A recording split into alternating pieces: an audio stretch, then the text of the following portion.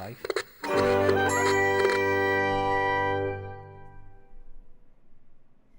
Hey, hello everybody, and welcome back to another episode of Max on Color.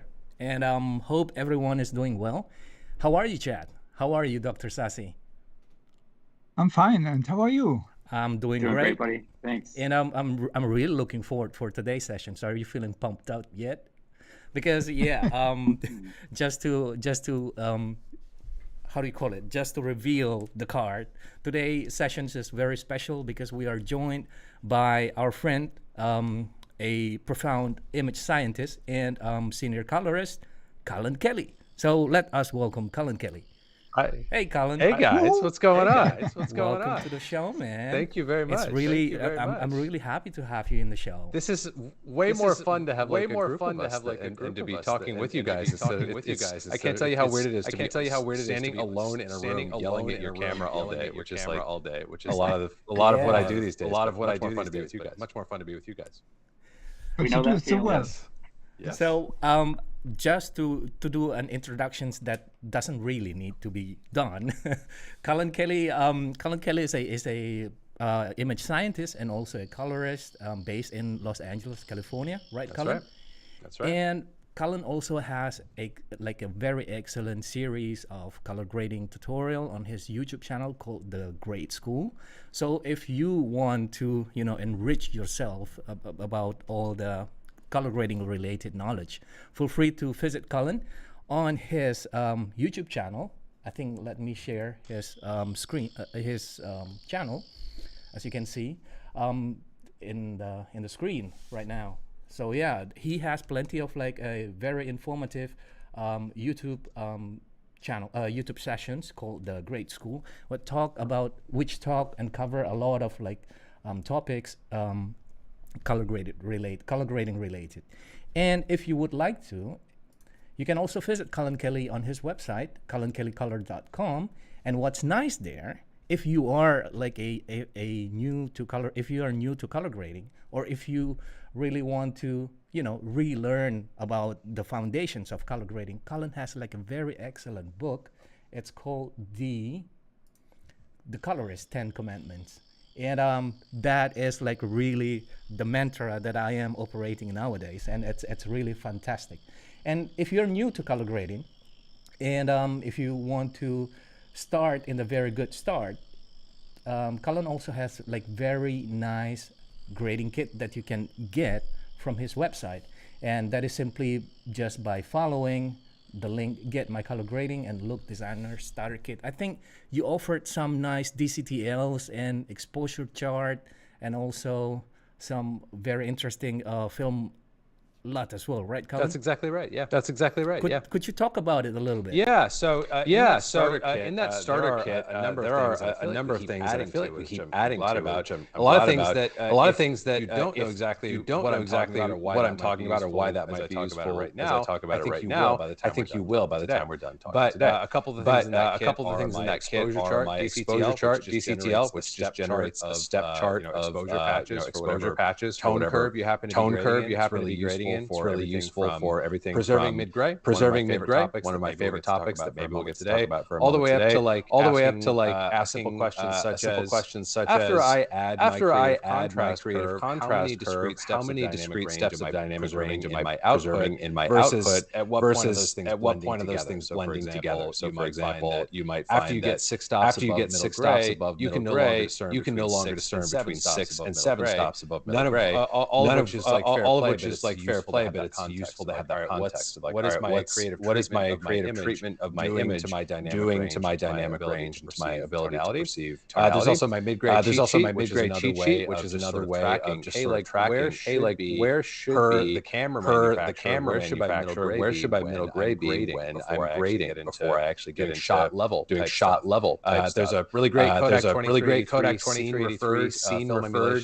film emulation LUT in there, which means inside of ACES today, or some other color today, or some other color management great alternative to a traditional legacy film emulation LUT. Take your generic nebulous log input and then give you a Ret 7 or 9 output. This 2383 has no fixed output, so you can target whatever display you want. And I guarantee you I'm forgetting something in that starter kit, but those are a few of the goodies, and like I said, we're always adding more there, so it's a great grab in your adventures in color grading.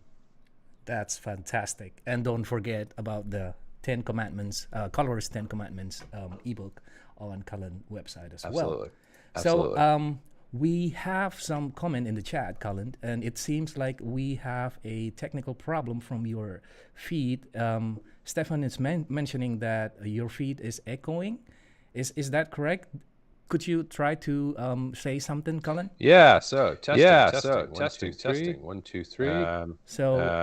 If you guys listening in the chat, please let us know if there is still echo coming from Cullen's feed.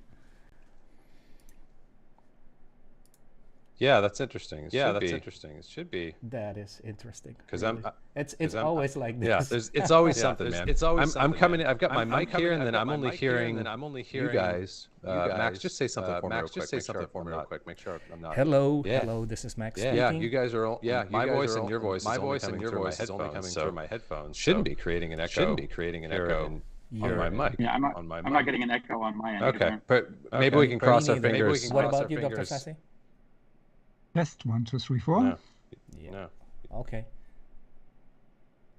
Alrighty. Well, I hope that echo resolves itself for any of you guys experiencing that out there. That's no fun. That's no fun. Yeah. So then is it an OBS thing maybe, Max? Sorry? Is it maybe like a control room issue if like none of us are hearing it, but the output has seems to a be delay? Fine. Double audio. Walter, which audio is double? Is it mine or is it? It's at Cullen's audio is doubled. Is it because of his screen share? Like his screen and then. I wonder if that's it. Let's find out. So let me just try. Max, is it okay if I halt my share for a moment just to see if that resolves it? Okay. So screen sharing is now turned off. You guys can let us know in the chat if you're still hearing any echo. And if that's the issue, then I'll just have to gesture really big, and we won't actually do it. No, we'll have to figure out the screen share. I actually don't see how to how to disable audio if that's indeed the culprit with the screen share. Let me take a look here. Still echoing. That's the word, still echoing? Mm-hmm. Okay. Let me check in the control room. It is a pretty big delay though. Yeah. Max, do you have the live YouTube feed? Is that like playing out over your? All right, Cullen. Seems like all good now. Okay. Sweet. Okay. Well, we'll try our luck when we get the screen share turned back on. Hopefully, that's not the culprit. Yeah. What else? You guys want to talk about some color management or what? Yeah, in today's episode, we're going to talk about ACES. We really want to demystify the term, the concept of ACES color management. I think if I may borrow the word Cullen used to say in one of his YouTube videos, just imagine if you are shooting something with your camera and then viewing that in your monitor, we at least already, our image at least already gone through like 2 different imaging systems that interpret light differently than our eyes do.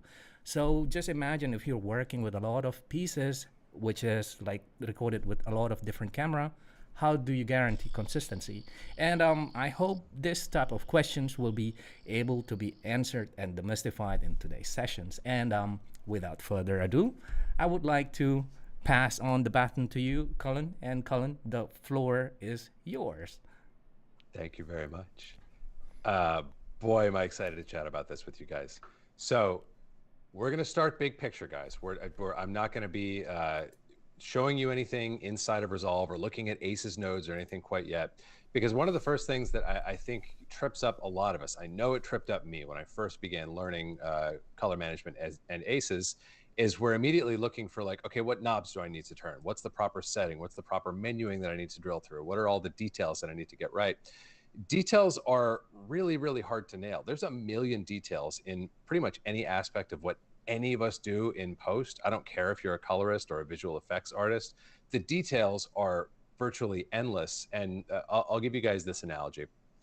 You can think of a car as a complex system of, like electricity and pistons and gears. And if you can't tell already, I don't know anything about cars, but you could think of a car as a big complex system of all of these different interlocking parts and gears and mechanisms and electronics, right? You could define a car in that way. And if you ask me to describe a car, I could describe it to you in that way and say, well, it has these axles that are driven by this, and it has a steering wheel that's guided by that. And here's how the, like the hydraulic system works. I could describe it to you in that way, and that would be a very accurate way of describing a car. It would not be a very efficient or intuitive way of describing a car, would it? A better way of describing a car in that sense would be to say, the car is what I use to get to work every day, right? So that's where I want to start when we're talking about ACES, is instead of like, what IDT should I be using if I want to get these kind of results? And what about the gamut mapping issues that I've seen in earlier versions of ACES? We're going to talk about all that stuff, and those are all great questions to talk about. But oftentimes the ones that need to get addressed before that are like, what is ACES? And really to do that, we need to talk about what is color management. So stick with me, because we're going to zoom way out, but then we're going to drill right back in, and the details are going to get very easy once we understand what the system is designed and intended to do, okay? So to understand ACES in this context, in terms of like, all right, if ACES is a car, what does it do for me, right? We need to zoom out even a little bit further and just talk about color management for a second. Now, color management is just a fancy term for what Max already kind of began to summarize a moment ago, where we are basically trying to account for the differences between the human visual system and any device which we use to capture an image, and then any device which we then use to reproduce that image. Every one of those systems interprets light differently, right? So color management is really just an effort to apply sound color science, sound math, and like those fields of study to getting the best result possible out of that system. So we're basically looking at everything in between the light hitting the sensor that we've decided, hey, I want to photograph this, and then that light being reproduced on a screen. Everything in between there, we want to apply a color management framework that allows us to get the best possible reproduction of what we would have seen when we were standing there on the day.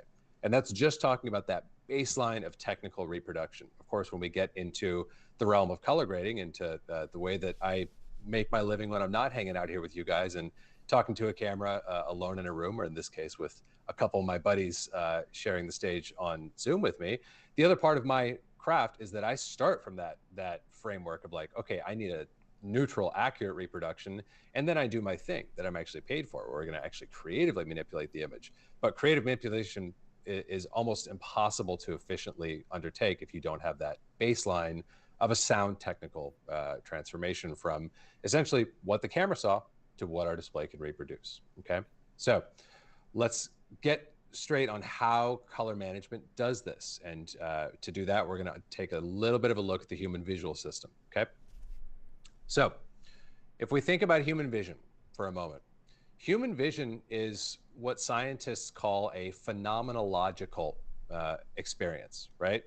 It doesn't really, you can't define it except to talk about what it feels like, what it looks like. Like try to imagine describing vision to a species that doesn't have vision.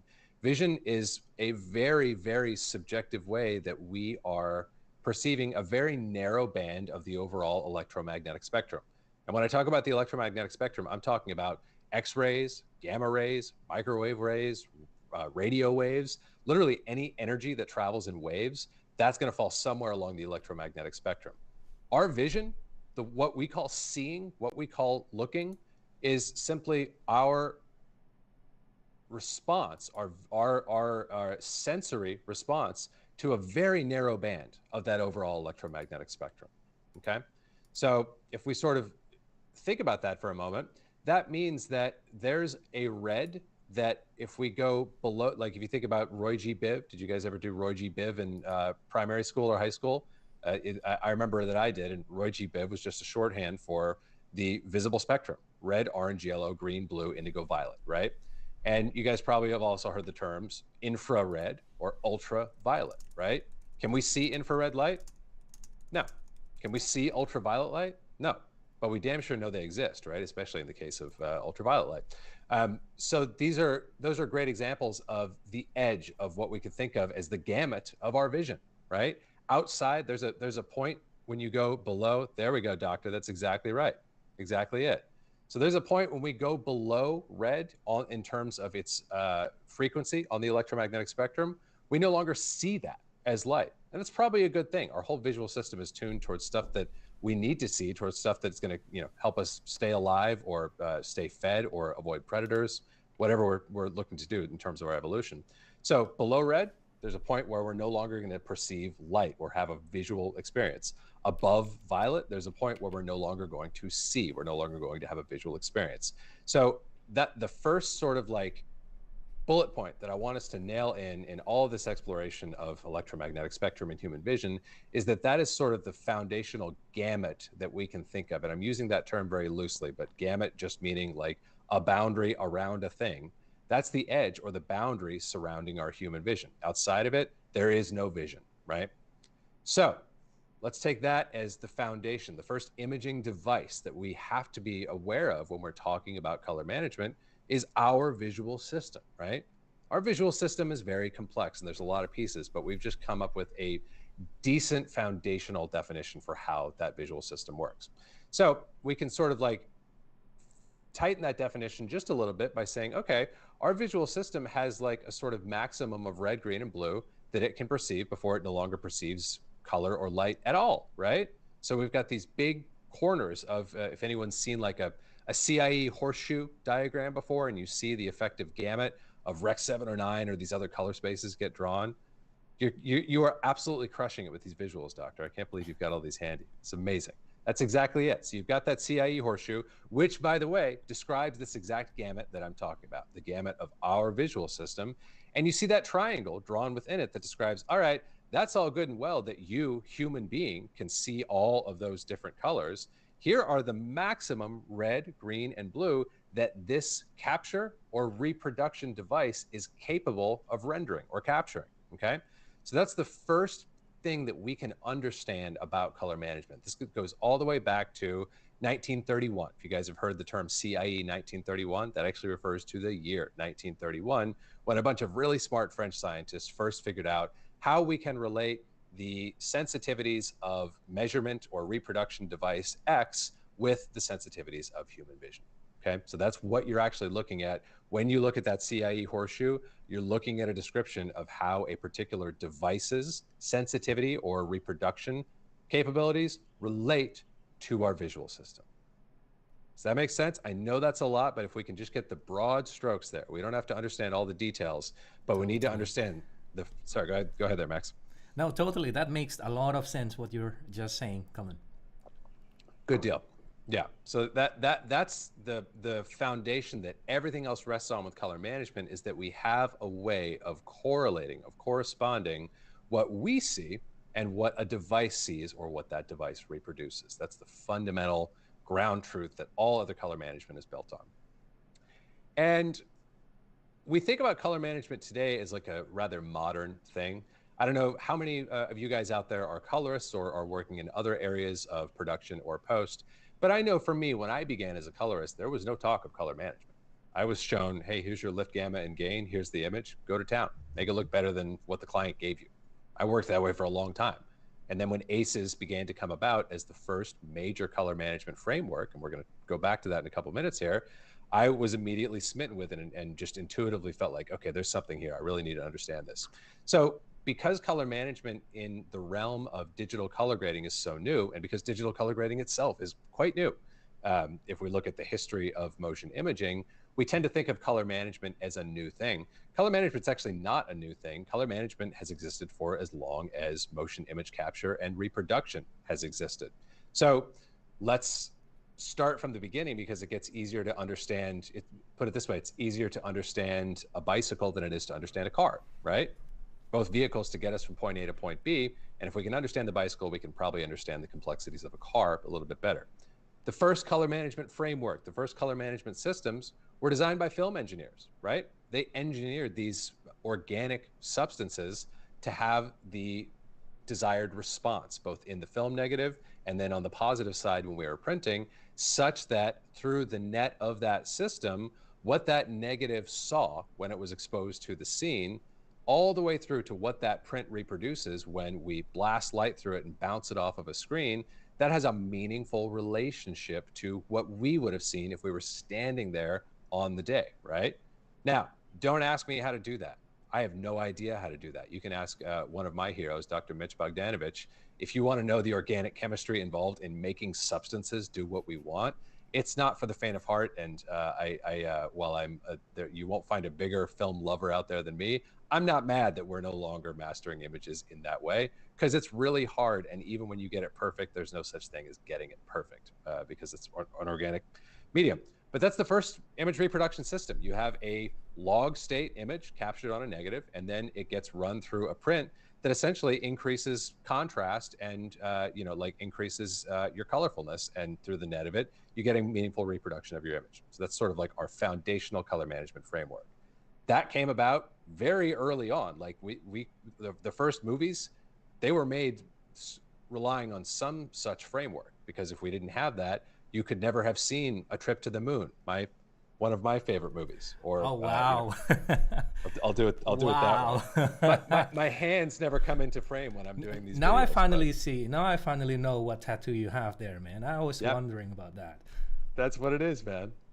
So like as early as A Trip to the Moon, or your favorite early movies, they had to figure out some way to take what that negative saw and like what the filmmaker saw and show that to the viewer, perhaps with some sort of artful rendition or preferential or pleasing reproduction. But at the baseline, it had to look something like what the filmmaker saw. Otherwise, filmmaking wouldn't work, right?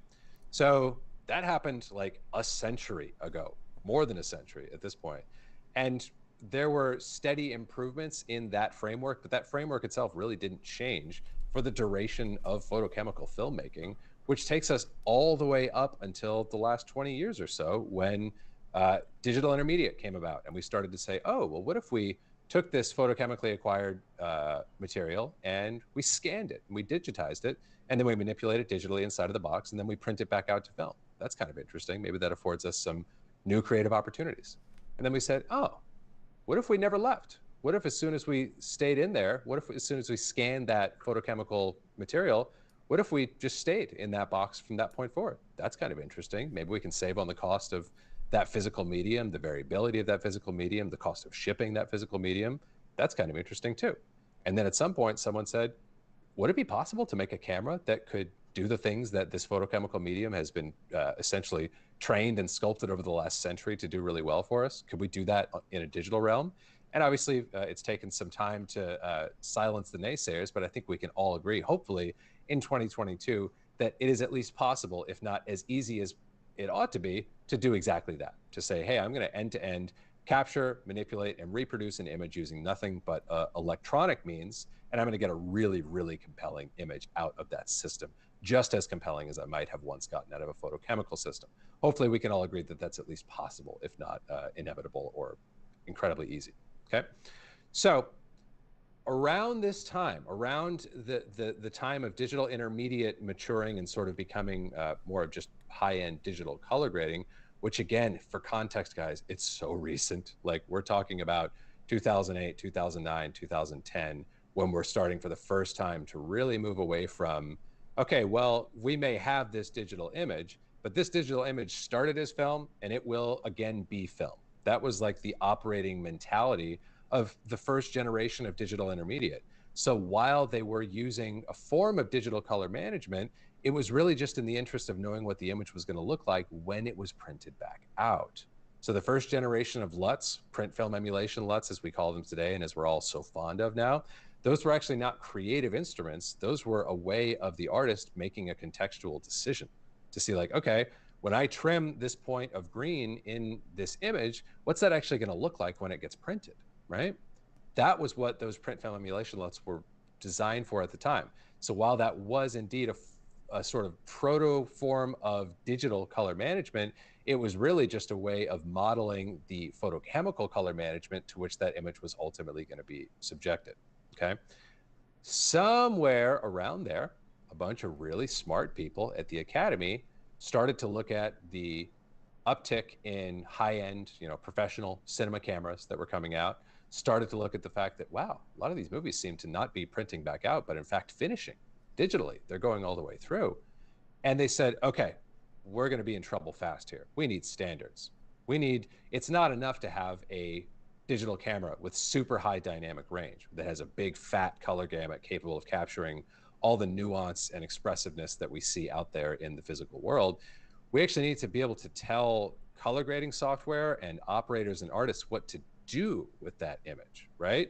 Because if we don't know what the capture characteristics of that image are, in other words, if we don't know how Arri Alexa Gen 1, the first Alexa to come out, if you can't describe to me how the capture characteristics of that camera relate to that horseshoe diagram that we were talking about a couple of minutes ago, that puts me in a pretty compromised position because I don't know how to relate what the camera captured to what I would have seen if I was there. I have to have actually been there, right? So we need that relationship, and that really was the foundation of ACES. It was one of the first big initiatives they mounted, is they reached out to all the major camera manufacturers at the time, and they said, hey, we need you to tell us that relationship. What is the vehicle for that description? That's what we call an input device transform, an IDT. It's a way of relating the unique capture characteristics of camera A or B or C to a common color space from which we can make other manipulations without having to just be off in the weeds of like whatever this camera did and whatever it looks like to our eyes, okay? So ACES is a great way to begin the conversation of understanding digital color management because it was really the first framework on the scene to standardize these things. There was color management going on before that, some of it, a lot of it in the interest of just giving that contextual preview for what was ultimately going to be a film output. Other forms of it were homespun and done by color scientists with LUTs to say like, hey, here's a LUT that we designed to color manage you from point A to point B. But ACES was really the first effort to standardize such a framework and to get everybody on the in our industry to agree on how exactly we ought to tackle this task of taking what the very capable camera saw and reproducing it in the best way possible for whatever display we're mastering for. So again, if we sort of like think about the other challenge that came about there, with film, we had a closed system. It's like, well, it's going to be captured neg, it's going to be reproduced on a print, right? By the time ACES is coming about, that's not a thing. There's not one camera out there, and the capture characteristics of camera A and B don't necessarily match, and there's also no longer one display, right? That's the other factor that we had it easy with, that we didn't even think about how easy we had it for like a century. It's like, it's going to be printed. It's going to be shown in a movie theater. It's going to have the same reproduction characteristics.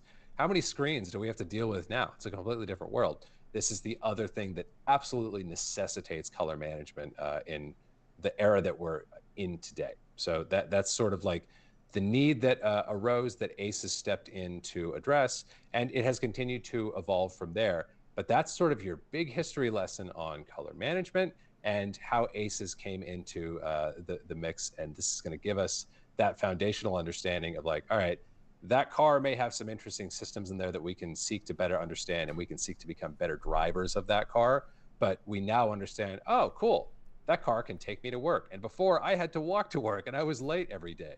So that's sort of the broad summary there. And I'll take a quick pause and see if we have any questions on those big picture concepts.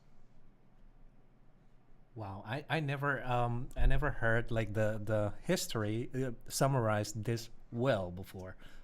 Kudos in doing that, Cullen. Thank you. And yeah, regarding questions, seems like we're good. The audience seems to be enjoying it, and yeah, seems there's no questions in the audience. Or if you guys have any questions in the audience, just feel free to type into the chat, and I'll relay that to Cullen. Yeah, please do, guys. And I'll throw out the same caveat that I always do. Try on purpose to think of the dumbest question you can think of. The dumbest question is always the best question to ask. And I guarantee if you have it, someone else has it. And I can tell you from my perspective, like in all of the, years that I've been, trying to share my knowledge, it's always the dumb questions that trip me up. So that's fun for you guys if you can catch me off guard. But it's also the dumb questions that cause me to I'll finish a conversation like this one and go yeah, why is that? That's so basic and such a baked-in assumption that I haven't thought about it in years. So those are always the right questions to ask. Think of the dumb things. It doesn't have to be how does the implementation of gamut compression in ACES 1.3 vary compared to the prior iterations? It can be simple things of oh, why do we use that to do this? Any dumb question that comes to you as we're having this conversation, please chime in. If you have the courage to do it, then you're going to be helping all of your colleagues who are here with us, and you'll leave me thinking about this stuff longer after we wrap, and I'll have you to thank for that. So I feel like we could put some rubber to road and talk about how ACES actually works. Amazing. So let's do this. Let me try sharing again, and let's see if that does or does not create a terrible echo. Okay, I'm now sharing my resolve, and you guys out there can let me know how I'm sounding. Are we still okay, guys? Is there any echo coming in? I'll keep talking just for the sake of thoroughly testing this new condition. Seems like so far so good, Cullen. So far so good. But there's one interesting question. All good. There's a comment in the audience. All good. There's one question from Juggernaut in the audience. Are the camera manufacturers giving all the data and the corrections for the ACES standard, or do they just supply the data to the Academy to create the? I think it's about the IDT. You know what? I'm going to be honest with you. I actually don't know the answer to that. I believe that they are going to be furnishing the metrics to get into, again, that big horseshoe diagram. That's an XY chromaticity diagram, and someone can fact check me on this. I don't know definitively, but I believe the way this works is the way of relating what my camera captures to a neighbor or a companion space to that XY space that we see in the horseshoe, the XYZ space. That would be sort of the standard way of describing all right, how does your camera relate to a known or a what they call a connective color space. You would usually describe it by relating it to XYZ linear, because XYZ linear is a big, huge, massive gamut that you can kind of move in and out of into any other space as needed. But that's actually a great question that I'm going to be curious to ask myself when we wrap today. I don't know definitively how much of that burden is, or how much of that work is being done internally at ACES versus by the manufacturers. I'm going to assume most of it by ACES, because that's a task to write an IDT. And if it were that easy, then well, I won't hypothesize any further. Great question. That's my best guess about. Could you always say what the abbreviation means? Because we have certainly some new members here in the audience who have maybe never heard about IDT. And yes. So they might be, what the hell? Absolutely. Yeah, no, thanks for reminding me. So just to define the handful of acronyms that have already come into play in the beginning of our conversation, we have IDT, that's input device transform. That means how do I relate what was captured to my common or my sort of connecting color space. And we've also obviously dropped the word ACES 100 times already today. And I didn't know what ACES meant for a while. ACES is Academy Color Encoding System. That's all it means. And it's just meant to describe that system that we talked about, that we've been talking about for the last couple minutes, of going from what the camera saw to what the display can show. And as we're going to find out in the next couple of minutes here, color management is one part science and one part art. There's a lot of science to doing it well, but there's also a lot of subjective or creative considerations that need to be made even in the design of the system. So that's why it's necessary to define ACES as a color management framework. And that's why we have different color management frameworks, right? Like there's a color management framework that is built into Resolve that is different to ACES or different from ACES. There are de facto color management frameworks, very simple color management systems being provided by most camera manufacturers. But just before I get into the ACES proper system, this perhaps would be like stretching the definition of color management, but I think it's still fair to say that, like, you know, your camera manufacturer's LUT that gets you to Rec 7 or 9, and perhaps the same LUT that, or the from the same family of LUTs that might get you a P3000 nit image, that's essentially a color management framework. It's a way of saying, hey, you, the colorist, need to be worried about the art part. You do not need to be worrying about fitting this camera data into what the display can do. Let the color scientists take care of that. And we have, and here's a LUT that you can use and do your grading as a companion to, as opposed to freehanding things the way that I described beginning my career to you guys a couple minutes ago. So there's lots of different color management frameworks out there. And the reason for that is that there are both objective and subjective considerations in the design of such a framework. So we're gonna take a look at that. Maybe we'll even look at some of the visual differences here today. All right, so I'm in Resolve right now. It doesn't really matter what I'm in. One of the things that I like about ACES is ACES works the same regardless of whatever system I happen to be operating in, okay? So the UI might look a little bit different, but the terminology is gonna be the exact same, and the overall pipeline is gonna be the exact same. It's just gonna be invoked in slightly different areas of the software, and the buttons and the styling might look a little bit different, but the core concepts we're gonna be talking about today travel one-to-one into Nuke or into another color grading platform, whatever you may be using. ACES is just ACES. It's simply a question of how it's implemented in whatever software you're using. I'm going to be using Resolve. Sorry, go ahead. And you can use Resolve for free. You can download it with no restriction, except some functionality is limited. So if you want to follow up later with the content here, just download the application and you're ready to go. Yep, that's absolutely right. And I have a timeline of images here, which there's nothing unique about them except that they are in their camera log state, which is sort of like the ideal image to use a color management framework with. If I had images that were already in Rec 7 or 9 and I was only grading for Rec 7 or 9, you could make the case that maybe you don't need color management. Maybe you just need to make creative manipulations since you're in the same space that you're bound for and you never need to do anything, go anywhere else. Maybe you could just do all your grading in there. I still wouldn't, spoiler alert, but you could make the case that that would be reasonable. It's this exact case that we're talking about right now that says, well, I've got this log state image and I need to get it into its proper display state. I need to make it look good, not just on a creative basis, but just on a foundational technical basis, right? Like there's a complete lack of contrast and saturation in these images, right?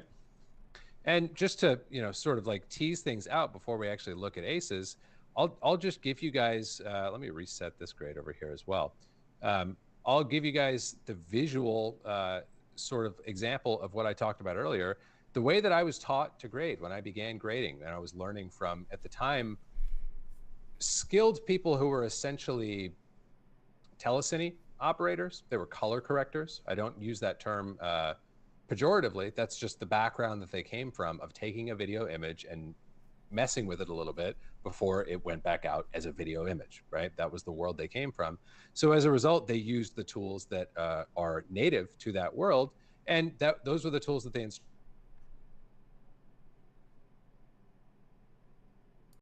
when you have a log state image like this. Sorry, was there a question? You chopped Seems out like we for a lost second. you for a couple of seconds, Cullen. Oh, darn. Am I back now? Yeah. Okay. Cool. Yeah. The gods are not with my equipment this morning for some reason. The planet hasn't aligned yet. Is it what is the thing my wife says? Is Mercury in retrograde? Is that a thing? I don't know. Hopefully it's good now. So, like when I'm learning from these first teachers that I had, imagine that this, for example, is not an Arri Alexa image as it actually is, but a film scan. It would have a similar character. It would have like a sort of log encoding. It would be quite flat looking in terms of its contrast and low in terms of its, like color volume. And the way that I was taught to deal with that is like, well, Cullen, what you need to do here is you need to apply some lift to your image and then apply some gain and get some proper contrast. And then you need to go in and take your saturation and boost that up as well, just to get your sort of sensible baseline to your image, right? That was the way that I was taught. What we now can understand, because we've just spent all these last few minutes listening to Cullen talk about the last century of color management, is that this is a really poor solution. This is applying the wrong tools to the wrong task. If I apply lift, gain, color correction style tools to making this image look correct. Because the problem is not that they forgot to create any contrast when they photographed the scene, right? The problem is not that they pointed the camera at a bunch of incredibly low saturation objects that we need to enhance. The problem is that what this camera saw and what the display that I am looking at it on right now don't agree with each other, right? This display reproduces color differently than the way that this camera captured that color, right? So the solution is not to brute force things into place and to pretend that it is a creative or a colorist problem. The solution is to deploy color management. And just to connect some dots a little bit, I promise I'll get you guys to actual ACES in a minute here. But here in Resolve, and as we said, this is a totally free, you can get the free version of Resolve, and it includes the LUT that I'm about to show you. If I wanted to do something about this that would be miles better than what I just did of brute forcing my color correction tools, I could use a really simple form of color management that is provided by Arri. Arri Alexa log C to Rec 709. This is a technical transformation that's designed to make that journey, to make that translation for me between what the camera saw and what the display can show without me having to brute force it using the wrong tools over here or having to redo it in a slightly different way, shot after shot after shot after shot. This is a really simple form of color management. And if I were to grade underneath this and say, oh, I want to drop my offset or I want to cool the image off, I'm just using my offset down here to do those things, then I could do that here upstream. And by the way, what I'm doing right now, this is a pretty faithful model of the way that color management and image mastering worked for the entire photochemical era. We got a print over here. It's ultimately going to get printed. The print is what's going to give the log state image its normalized reproduction for the display it's being shown on. And then everything else upstream is the creative or the corrective aspect of it, where we're saying like, oh, this scene came in a little bit kind of warm gold and we want to cool it off a little bit, or it came in a little bit hot and we want to bring it down, or it came in a little bit under and we want to bring it up, right? This is a pretty good model in a digital form of the way that color management and image mastering worked when we were operating back in that photochemical era. Now, Cullen, yes, I have a quick question. Sorry. Yeah. When you talk about grading underneath the LUT, is that just referring to doing some grading before the LUT is applied? Is that what you mean?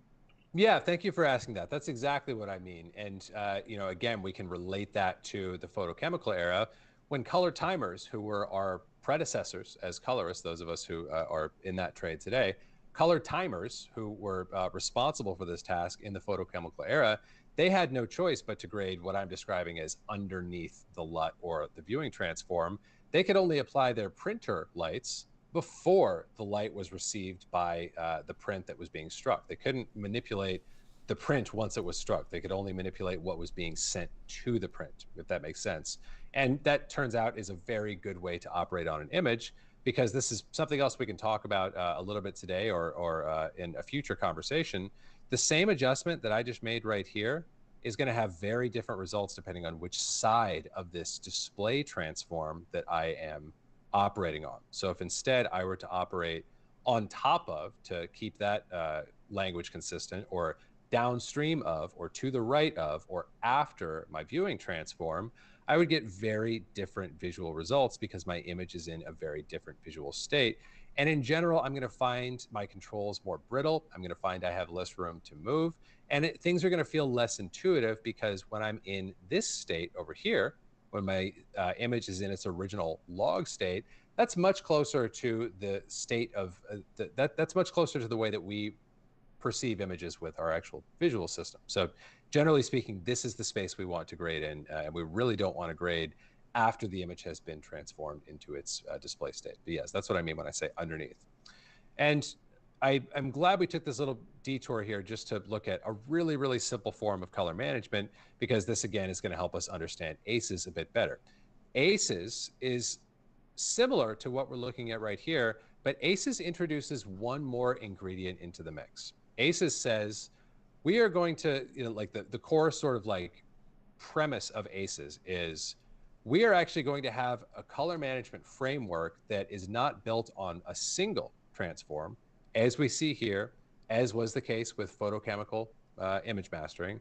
We are going to have a color management framework that at its foundation, at its core, actually has two links in the chain. It has 2 points of transformation in the pipeline. And I'm now going to actually get into demonstrating ACES. And when I do here today, for any of you guys who are following along, I'm going to be doing this not in my project settings, which is probably the more sort of like user-friendly or standard way of implementing ACES. I'm going to do it here in nodes, not because I think I'm so cool, but because I think it's actually easier to understand the flow of transformations when you're looking at a left to right node graph. I imagine a lot of us here today, whether we're colorists or working in VFX or in some other area of post or production, we can all probably reasonably follow the idea of a node graph. We're just flowing from left to right. It's the same way of like, I think about like a pedal board for any of us who like to wail on the electric guitar. A pedal board takes an input, does a thing, and outputs the result, and then that result gets fed into the next pedal in the pedal board. And there are people who have one pedal in their pedal board. There are people who have 20 pedals in their pedal board, but it's just a signal flow thing. So same idea here with our node graph. We're just going left to right and doing stuff along the way. May I ask one question? Yes. In ACES, we are splitting the things pretty much in display and scene-based information. What you're doing now is pretty much a display workflow. And do I see it right that this is only for demonstration? Well, so actually what I was doing a moment ago, we were operating in a scene workflow because we're doing all of our grading over here and our output transform is happening here. So just to clarify what the doctor is saying here, guys, scene workflow would be operating on the image independent of what's ultimately going to happen when we want to transform it to our display. So for example, if I were to drop my exposure and cool things off a little bit, and then decide tomorrow that I don't want to output for Rec 709 anymore, but I want to output for PQ Rec 2020, if I have a LUT that will allow me to do that in the case of this system, then I can simply swap out, oh, my mistake, I don't have that one handy here, but if I had a LUT to target PQ P3 1000 nit, then I could simply flip this switch and my grading decisions underneath would remain reasonably intact, as opposed to if I'm grading downstream, which we talked about a moment ago, I'm stuck with my grading decisions are only ever going to make sense for the display that I'm operating, that I'm making my decisions with at that time. So that's a display versus scene referred sort of comparison. And we're going to talk a bit more about that here shortly. So if I reset my nodes here, we're actually going to do some ACES stuff now. Are you guys ready? You guys excited? Yeah. So let's do I'm it. going to go, let's get in here. So I'm going to go here in Resolve into my effects, and I'm going to grab some ACES transforms, okay? And again, for those of you who want to follow along or are curious, I could do everything that I'm about to show you.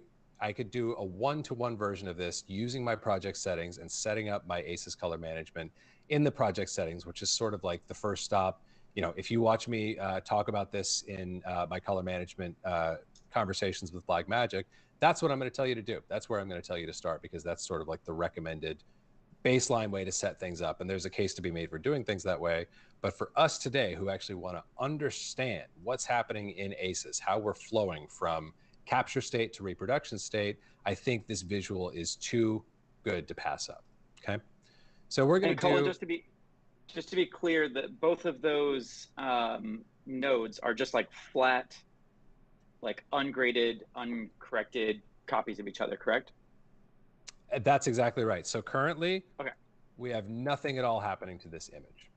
So there's we're just looking at this image in its raw state. Yeah, no, glad we clarified that. So we're going to drop a couple ACES transforms onto here. And let's start with just one, okay? So this is actually, we're going to start with a sort of like non-prescribed version of color management in ACES, just to demonstrate if I wanted to have this ACES transform do the exact same thing that my Arri Alexa log C to Rec. 709 LUT was doing a moment ago, I could go in here and just say, hey, I'm coming from Alexa, and I would like my output transform to be Rec. 709. This would be a single node form of color management inside of ACES. And just for a quick comparison, I want to point out something to you guys. These both produce sensible, but not equivalent reproductions, right? So here's ACES, here's the Alexa LUT. They're both sensible. These would both be fine starting points for performing a color grade, unlike this, which is not a reasonable starting point for performing a color grade. But they actually don't 100% agree with each other, right?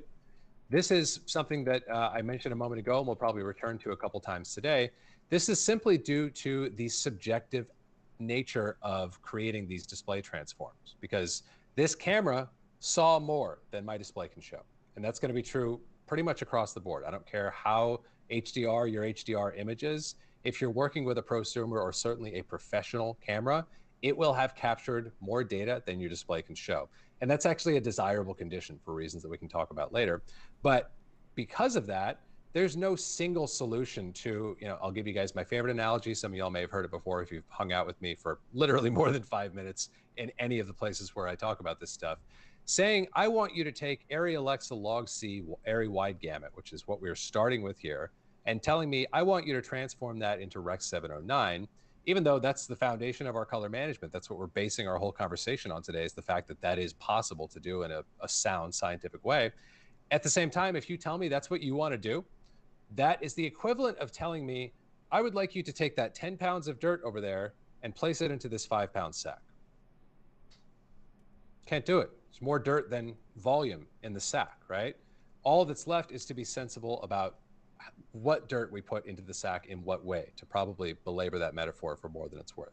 So that's why we see a discrepancy between ACES and this Arri LUT. They're both perfectly sensible reproductions, but the engineers who designed these transformations simply arrived at different subjective compromises for what is the best way to pack the information into a pleasing reproduction on a display that can't show everything that was originally captured, okay? So I'm going to delete this node. One question. Yeah. And sorry. No worries. I followed along and I asked myself, is the audience really clear what ACES means when we talk about it? Because at the moment we jumped right into DaVinci, and you said you go into ACES, but how is pretty much the metaphor for that? When I take your car example, I would say we drive all different car sizes, compact and long and old ones, big ones. And we want to have a parking house where we can put them all in and they come out without scratches, to stress your example. Yeah. So that parking house that can pack it all in and have them all nicely neat in one row, that would be the ACES space where we can put all cameras, in this case cars, into that parking lot. And each is safely stored there without crunching them into a certain spot or something like that. Yeah, I think that's a good analogy. And we're going to talk about that aspect of ACES in just a moment here, of the fact that it provides for a way to do that. But yes, I think that's a great thing to emphasize here, to say that, okay, what is ACES? ACES, if we look at, let's go back to the color correctors who taught me the first iteration of my craft, who said, Cullen, here's your solution to this is to use these to get that. That was the solution. That was the vehicle that they presented to me. This is how you get to work, to use that to use that analogy again. You make the transform, you get this into a sensible reproduction state by using these tools to do this. ACES says, I got a better way.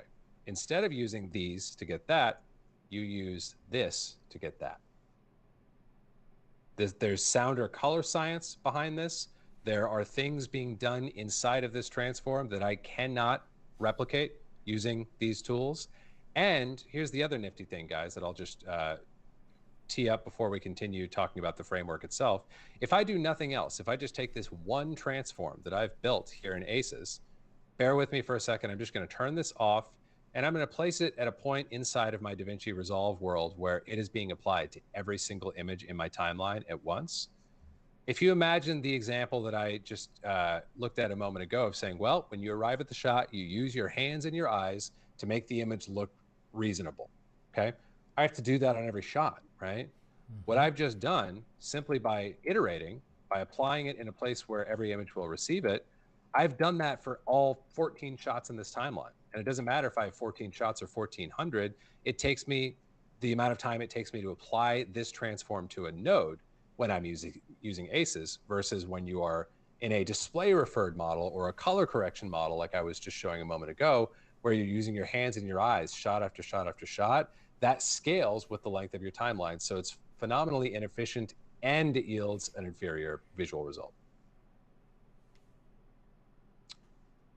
Okay, so try not to get overwhelmed by all of my hopping around inside of Resolve here. I'm going to turn that global application of the transform off for now, and I'm going to go back to where I was a moment ago. So we've now got our simplest possible form of color management that we can do with ACES, where we are sort of like taking the same exercise that we used with that LUT created by Arri for their camera and reproducing its behavior inside of ACES and saying, hey, use the ACES color science to take me from Arri Alexa out to Rec. 709, okay?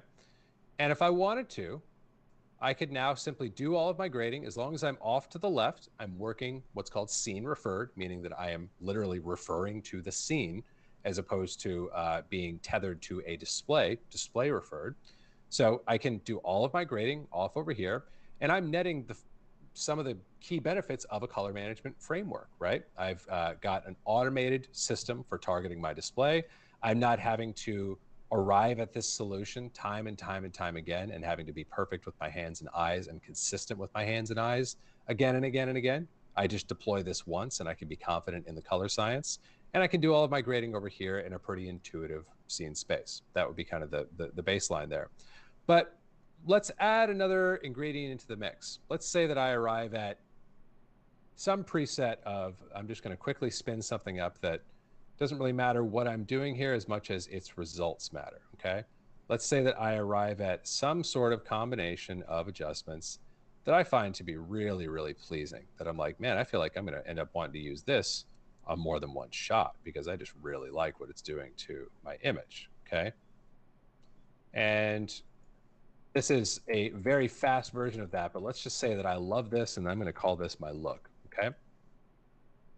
The moment I have another shot in my timeline that is not from an Arri camera, this look will not apply in the same way to that other image. So what's needed here, and what Dr. Sassi mentioned a moment ago, is a good analogy of like having a common garage where we can park all of our vehicles and have them safe and in one space. That's what we're missing with this single node version of ACES, because right now everything is being dealt with in, we're mapping from Alexa to 709. So here's another term I'm going to throw out to you guys for the first time. You may have heard before: working color space. My working color space right now is Arri Alexa, because I'm doing all of my grading here prior to transforming from Alexa to Rec. 709. So until I do this, my image is in an Arri Alexa wide color gamut state. That may be good and well if I am only grading in this timeline and will only ever grade again Arri Alexa footage. That's not a luxury that most of us are going to enjoy. So what ACES does, in addition to providing this first transformation point from camera to display, it provides one more transformation point. It provides an intermediate point where we can unify everything safely without crushing the car, to use Dr. Sasi's analogy again, and bring everything into one common space where we can make uncompromised creative grading decisions that are not tethered to our display, but so that everything is happening in one place. And only then do we transform out to our display. So let me show you what that looks like.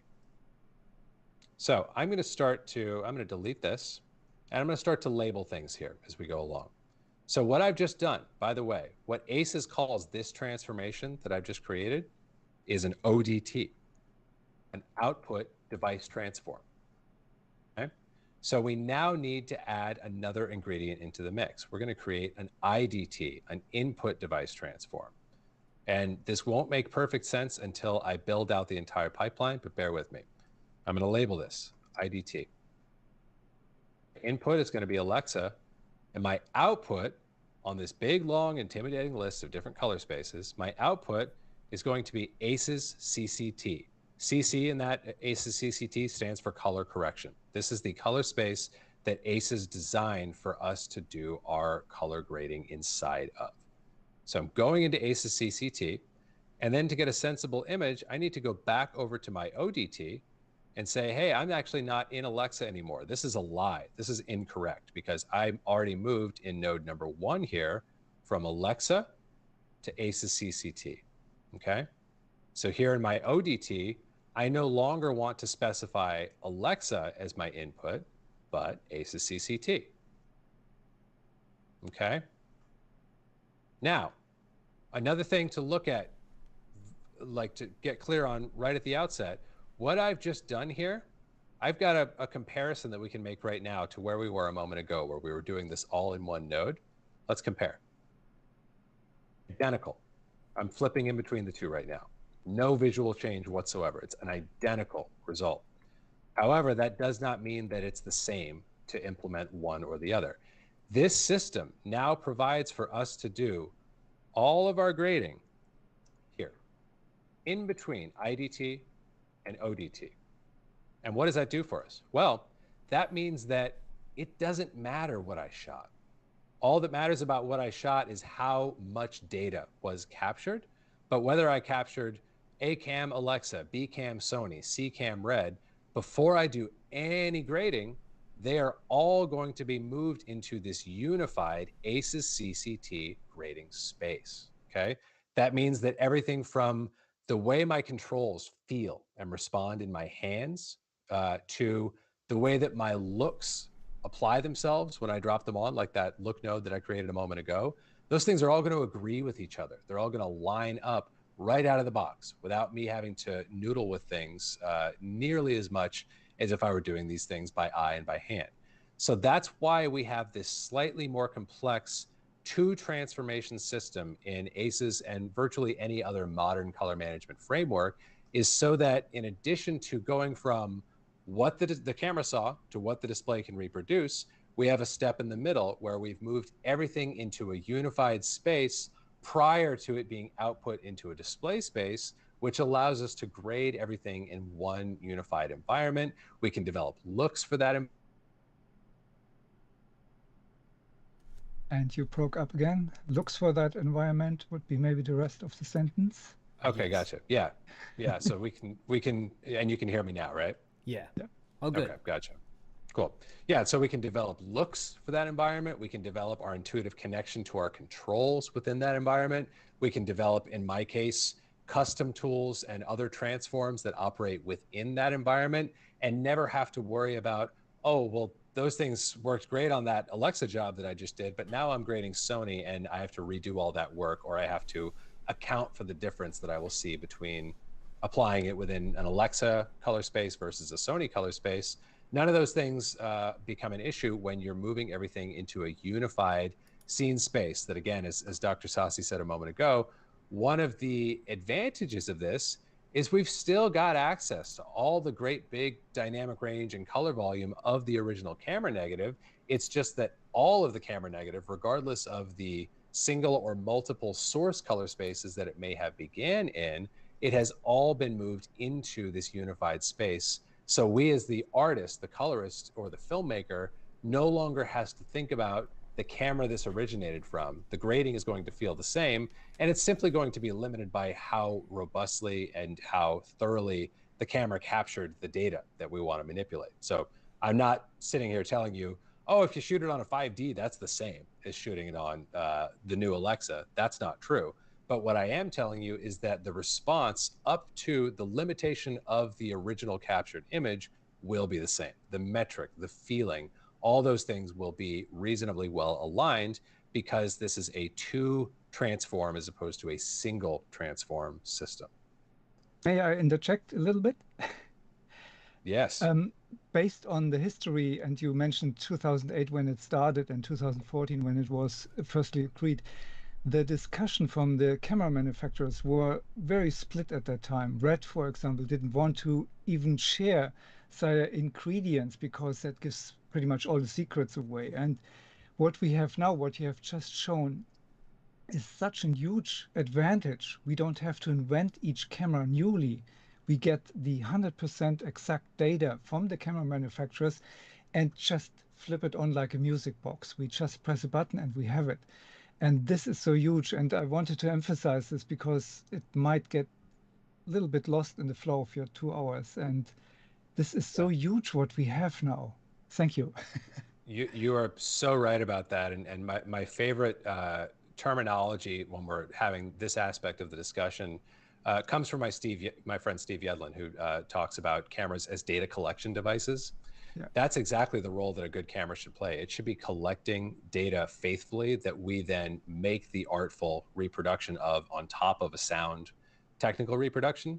But we can't do that if cameras are black boxes. We can't do that if camera manufacturers say like, oh, it's just our secret sauce and we're not willing to share it. We have to have this information in order to be able to make that journey faithfully, to get that baseline of technically sound reproduction. Cullen? Yeah. Can I ask a couple quick questions? Yeah, please. This is astounding, by the way. Like, I've tried to understand this for years, and I need things explained to me like I'm a child, and I'm completely with you. This is absolutely blowing my mind. Oh, I'm glad to hear it. So a couple quick questions. What if, first one is, what if we don't know the device profile? Are we totally screwed? Like if I bring in iPhone footage and I don't have like an iPhone LUT on my system, am I screwed as far as the IDT goes? And also the other quick question is, would you still grade, would you grade underneath the IDT then? If you were going to, maybe if I don't want as much contrast, or if I want to bring some of the details back from the like highlights or shadows, would you grade underneath the IDT, or how would that work? Yeah, a couple of really great questions. So let's talk about the first one. What do we do if we don't know the color space of our camera? We're talking now about the fundamental, like the biggest challenge of color management is we have to know. Like if we're guessing at that, if we're just filling in the blank based on what we think, we might or might not be any better off than that silly old workflow that I've shown you guys a couple minutes ago of like, just spin some knobs and see if you can get a good result. You know, if we don't actually have, if we can't feed good information to these algorithms that have been developed for us by the ACES committee in this case, then we're really no better off than if we're doing things by hand, because that's all we're doing anyway, because we have nothing to evaluate the results on except does it look good or not. So we really need to know. But the good news, a couple things. First of all, something like an iPhone, that's going to be in a Rec. 709-ish type of display state. And I suppose that may be shifting a little bit with newer models of phone. But generally speaking, if you have a true consumer device, you can pretty safely use a Rec. 709 input. Okay, so that's your first challenge, is that you want to find a way to get into your ACES CCT, your big, comfy, wide dynamic range log working space. It's not always easy if you don't know, but this really goes to my other answer to that question. And this is something I kind of joke about with my clients who by this point know my reputation for this because I talk about it so much. I ask kind of hard about this. Like if you hire me tomorrow to color grade your project, especially if you shot it well, you shot it with a prosumer or a professional device, and you say, okay, here's the footage. Let me know when you're ready for the session. Let me know if you have any questions. And I say, okay, great. What did you shoot on? You go, you know what? Or I'll say even specifically like, what color space did you capture in? Because depending on the camera, there may actually be more than one. And if you tell me, well, sorry, we don't actually know, I'll say, okay, could you find out for me? It's kind of important. I'm not rude about this, and I try to be sensitive to the fact that we're not all color scientists, but I'll ask that question hard. And my baseline there is that someone knows. If we can just persistently ask and take the time, like I have no problem pausing at this point in the process and saying, hey, I'll give it a day. If you need to reach out to production and ask them, can we talk to the camera department? The first AC probably knows. The operator probably knows. The DP probably knows. Someone knows this information. There's also the possibility of digging it out in metadata, which is something that we probably won't go into too much detail about today. But all that's to say, if it's a device where it's not obvious, if it's not plainly some flavor of Rec 709 where you can safely assume Rec 709, if it's less obvious than that, you can almost always find out. You can almost always figure out what that input is. And it is, I'll put it to you guys from the practical POV, it is worth the effort. It's worth the effort to put yourself on that map and to get into your friendly space. Like, I can't tell you guys, this is again, like a total tangent, but if you look at like, I have a bit of a sickness when it comes to developing custom tools. Just take a look at all these, like this is just like a couple of the working tools that I'm using today. Most of those are designed for a specific color space. So just imagine like if I had to redesign those for every project, I would never be able to use any of them. So I will be quite persistent about finding out that information because I have learned over the years, the information can be had. It's just a question of asking in the right spirit and being a little bit patient at that interval. And I'm sorry, Chad, we had a second part to that question that is completely grading underneath. Right. Okay, right. So, can I say, when you don't find a profile, for example, for a GoPro Pro Tune, there's an experimental on GitHub, and check out the names who did it. Try to find this. When it is Nick Shaw, for example, it's safe or something like that. But there's always some more information. I have even asked a GoPro. They had no idea about it, that it even exists. So there's some information somewhere. And as you said, dig, because it saves you time on the end. Yeah, absolutely. And the GoPro example is actually a great one because I was looking for that exact transform the other day. And then I found, oh, Nick made that? Like, Nick is like part of he's on several of the committees that do ACES stuff. Like I could probably trust Nick, and he's a smart guy anyway. So that's a great point. You can usually find those things. I would be like, the good thing about ACES is if someone's telling you, hey, here is a, DCTL, like handmade IDT for ACES, that's not being used to target like gullible consumers as much. Now, if you tell me, hey, check out my great Pro Tune to Rec 709 LUT, I'm probably going to cast a pretty dubious eye on that. A, I'm not really interested in such a transform, but B, who knows how much rigor or knowledge is being applied to create that transform. But if you're telling me I have an IDT that's going to take you from GoPro Pro Tune to ACEScct, I probably believe you by the time you finish spitting that sentence out because it's pretty technical stuff and it's got a pretty narrow appeal. So you can. But that's a good thing about ACES. If you're looking for IDTs, if someone's telling you they made an IDT, they probably did, and they probably did a decent job of it. But let's go to the second part of our question about grading underneath. Here's what I would say. If you are using color management at all, and I will say, if you have, there are edge cases where you just can't find the information and you just can't figure out even an educated guess of like, how to input map your image into your ACES pipeline. If that's the case, you may indeed be better off just grading by hand in the way that I have kind of dogged on today.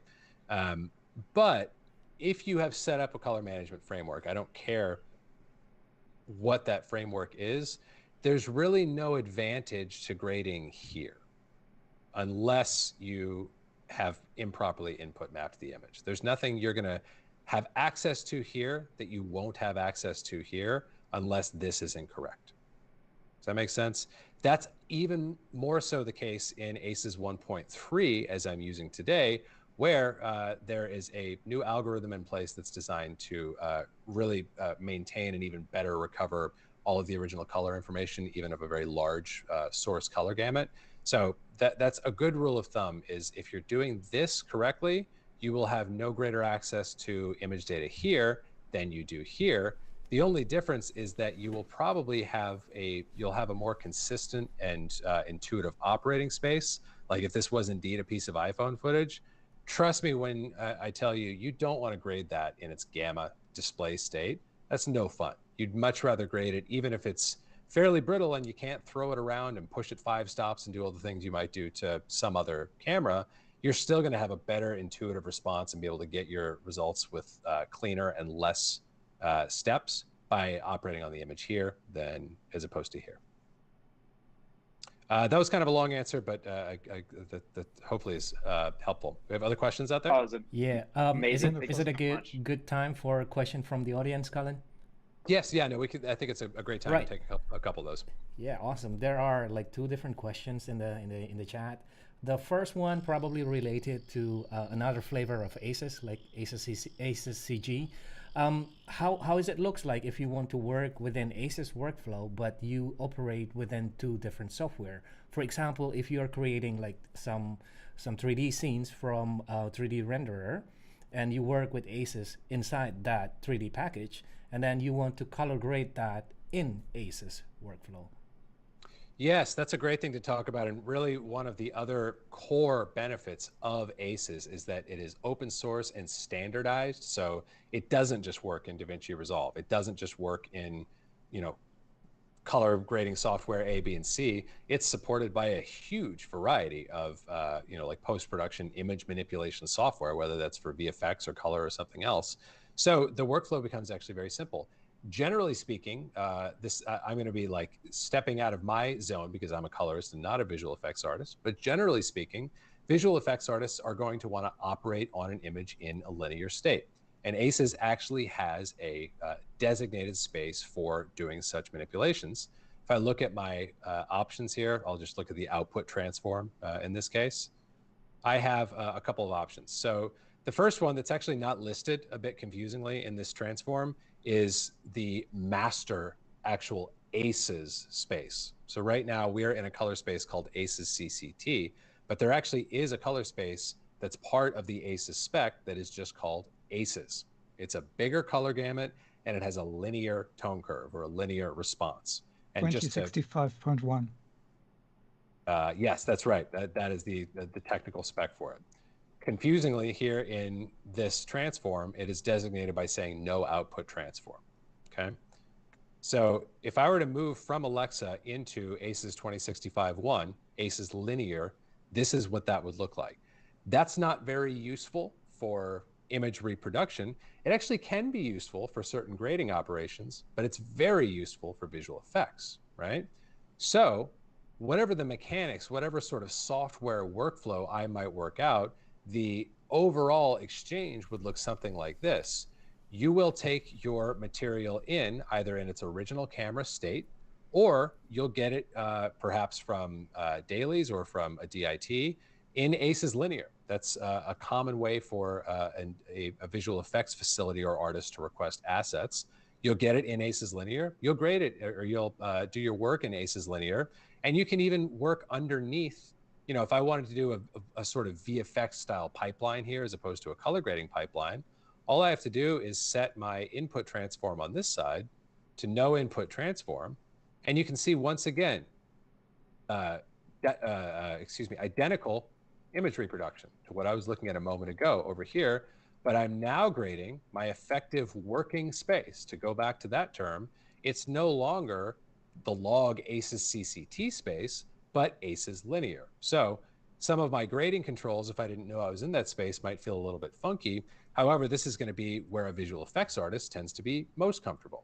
So that visual effects, sorry, go ahead. Sorry to interrupt. No worries.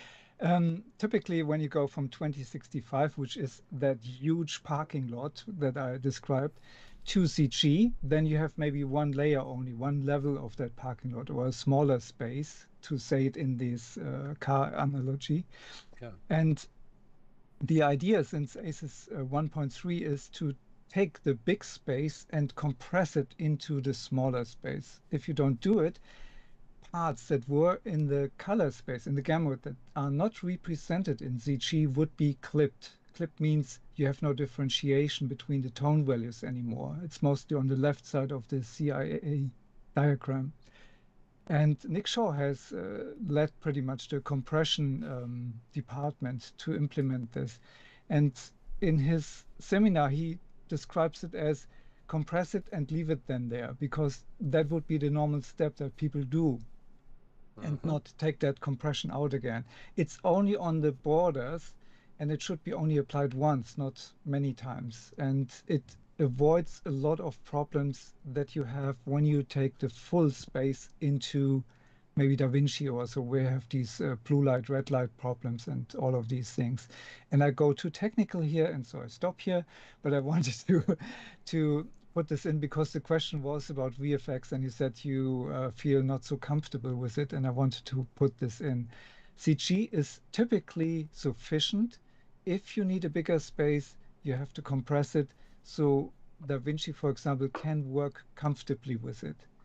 This is pretty much where we as a team have agreed to, so far I can tell, and so on. Yep, that's absolutely right. Yeah, and the only difference between the big fat ACES spec, the ACES color space versus ACEScg, is, as Dr. Sassi says, a smaller color gamut. And just to... And you're broken up again, sorry. So just to repeat that, the only difference between the ACEScg spec, which would be another very common VFX interchange format, it's still a linear tone curve, but it's got a smaller gamut, a smaller primary set than the ACES primary set. And just to sort of highlight a visual example of what we were just talking about, if I look at this image right here, I've got these blue highlights here, which are inside of Arri Alexa log C and not inside of ACEScct. So the very elegant gamut compression algorithm that Nick and others came up with for ACES 1.3 solves that really, really nicely. Exactly, that's what I'm referring to. Thank you. This probably already answered the second questions about that. If you should always stay with a current, or if you always stay with a, how do you call it, newer versions of ACES. And it's a great question to ask, because like, while this logic might not extend, I'm using Resolve 17 today, even though there's a bunch of features I love in Resolve 18, I'm going to let the dust settle before I deploy it on a production machine. For ACES, because ACES is evolving so fast and improving so fast, I generally do keep up with the latest and greatest. And ACES 1.3 is indeed a huge leap forward because of this exact topic we're discussing. This has been the Achilles heel of ACES from the beginning. And it simply has to do with the fact that ACES is old enough, it's been around long enough that camera gamuts have outpaced the working gamut that was defined at the time and decided to be perfectly sufficient for any, like camera space that could be sort of contemplated at the time. Camera spaces have simply outpaced that best estimate of, now almost 15 years ago. So they've updated the algorithm to compress things at the edges, like we talked about. I have a personal question. In older literature, there's often the naming ACEScc Lin. Is that now ACEScg? I would assume so. I've actually never seen that designation, but yeah, ACEScc is like a pure log curve. So log and lin are obviously at odds with each other. But yeah. So yeah, just to very quickly round out the VFX conversation, one of the benefits of ACES is that however you choose specifically to do it with whatever sets of software you're using, I, as a DIT, if that's my role, or as a post facility with a separate VFX vendor, I can give you ACES linear or ACEScg so that you can do your work. And generally my workflow in my actual grading practice is I'll say, okay, great, you tell me what you want. You want ACES linear? Great. You want ACEScg? Great. I'll tee it up for you however you want, simply by applying the right output transform. I'll send it to you, and then I'll just ask you to give me that back. Do the VFX work, do it underneath an ACES pipeline so that you can get a reasonable context for the work you're doing, but then turn off that pipeline and just give me back ACES linear or ACEScg, at which point I can simply designate the proper IDT here. So if my preference is to work in ACEScct, which we had set up a moment ago, like so. So again, this is just our stock pipeline of going, of operating in ACEScct. If that's my preference, and I'm looking here not at a piece of ARRI footage, but at an ACES linear render from visual effects, all I have to do is set my input transform to no input transform. And if this footage were actually what I'm describing, then I would have a sensible input mapping and a sensibly reproduced image. So I hope that answers the original VFX question there. And the idea of ACES is to put all together, and not only cameras. CG, for example, the visual effects is pretty much treated like a camera, or when you have a scanned negative or positive, it is also treated in the same way. So it goes all, sorry, it goes all in the same space, and then you can work with each other independently, as you described it already in your nice example in the middle. Yes, yeah, it's a beautiful thing for, you know, like one of the big misconceptions that I encounter in all of the conversations I have about these topics is I'm accused at times of being a rather technical person. And what I always respond with is like, well, all of this technical stuff is actually so that when I'm actually doing my grading, do you know how much I think about any of the junk I'm talking to you guys about right now? Zero. I go into my happy place right here and things feel exactly the same way they always do. It doesn't matter. Like I get to think less about the camera. I can just look at the image and intuitively shape and respond to what I'm seeing. And I don't have to think about like, well, you see, you need to be careful about what you do with your shadows because this was shot on Sony S-Log3. I don't have to think about that kind of thing. All that stuff has been aligned into a common metric for me, and I can engage with my material on a more creative basis than was ever possible for me before I started using color management. How's it looking out there? Can I squeeze in one more question? Yeah. Cullen? Yeah.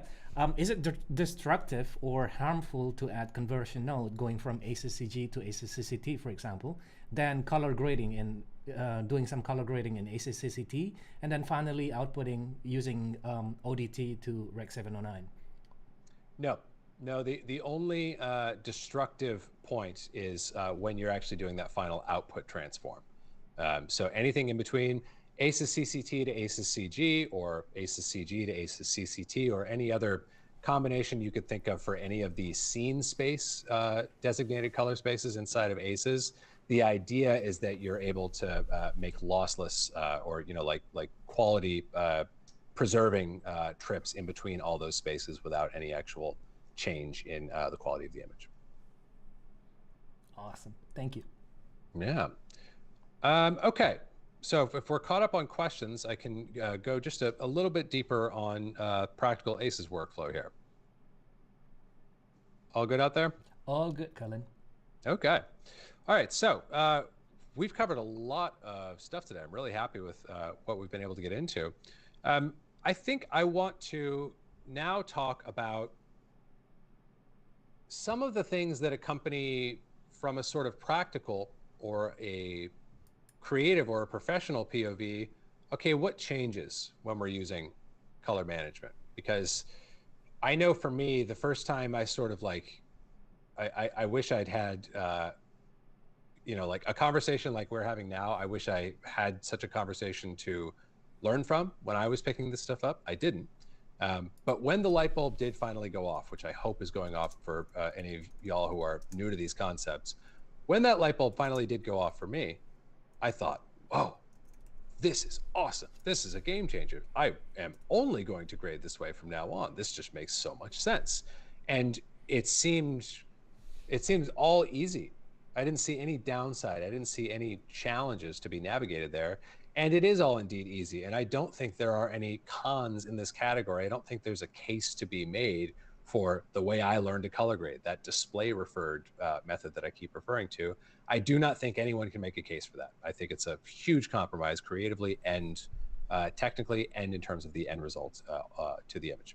However, that doesn't mean that the transition from, let's just grab a still of this and go back to Old Faithful here, that reality that, oh, color management is just superior. It's just better in every way. There's no trade-off. It just is better. That reality doesn't mean that there are no growing pains. There is no difference between grading in this fashion and grading in a color management framework. The reality is, if you have any sort of practice built up of being an image manipulator, working on things in a display referred context like I did, you're going to have some growing pains. Things are going to feel awkward. The controls that you have spent however much time developing connection to and familiarity with, that stuff's all going to get bumped around in an uncomfortable way.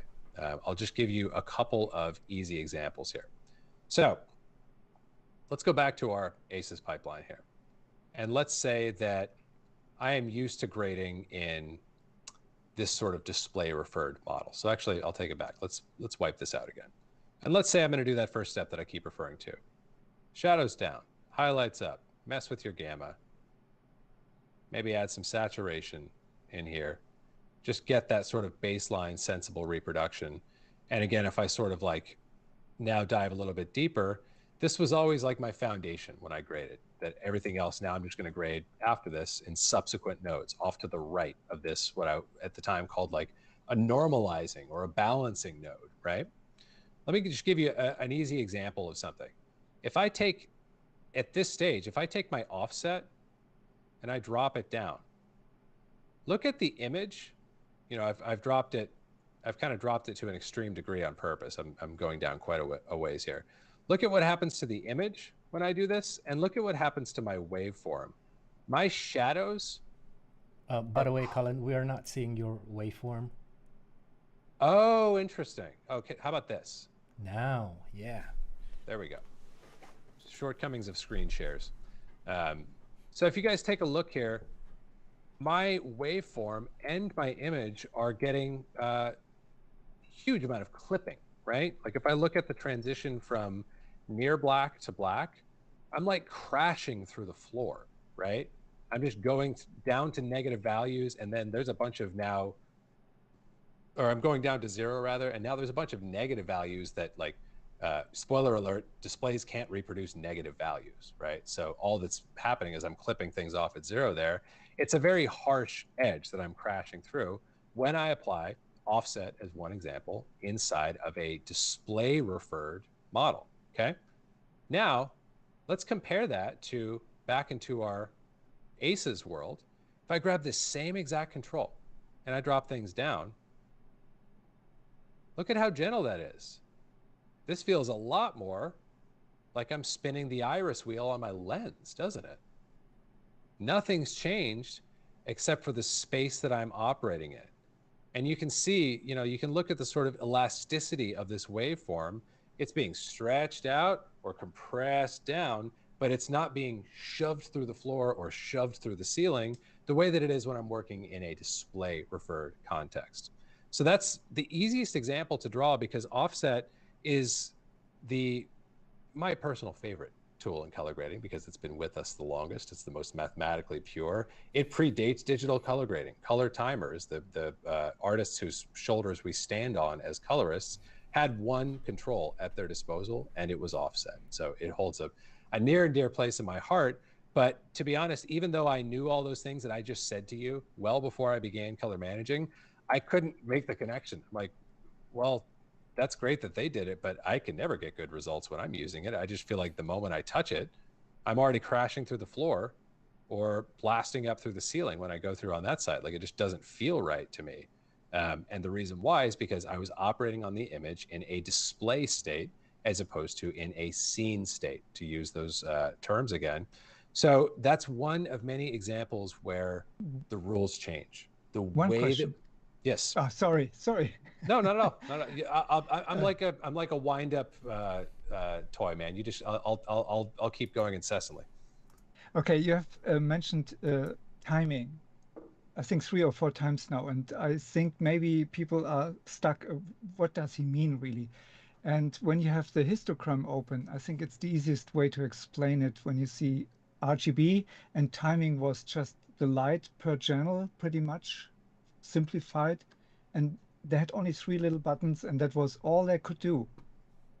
That's exactly it. Yeah. Okay, so people have a little bit more idea what you're talking, and so we don't get stuck on that. Yeah, no, I'm glad you clarify. Yeah, exactly as you say. color timing, these are the controls that were available to color timers. How much red, how much green, how much blue, or we can move them all in one piece. That was all they had. Yeah. No and contrast, no saturation, and they did amazing work.